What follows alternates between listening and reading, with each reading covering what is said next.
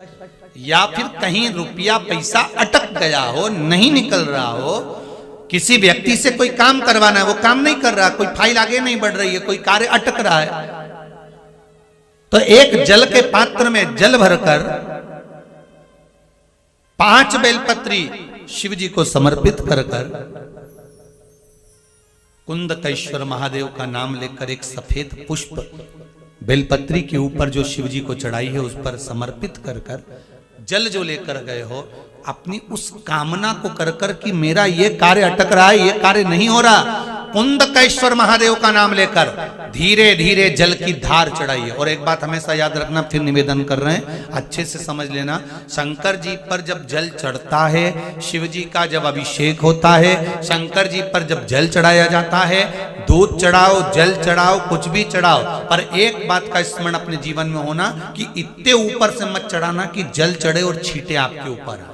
बहुत ध्यान दीजिएगा।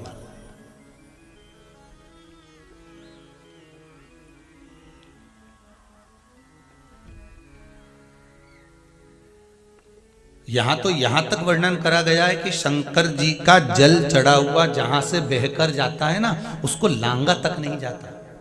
यहां लांगते हैं क्या? नहीं ना, परिक्रमा भी करेंगे तो वहीं से लौट कर वापस इधर जाएंगे। शिव जी का जहां से जल बहकर जा रहा हो, चढ़ा हुआ जल जहां से बहकर जा रहा हो, उसको लांगा तक नहीं जाता। और कई लोग बड़े बड़े आनंद में शंकर जी पे इतनी ऊपर से जल चढ़ाएंगे तो वो छींटे पूरे अपने ऊपर आना चाहिए, शरीर पर आना चाहिए। नहीं नहीं, उसका दोष है हमारा, उसका दोष है।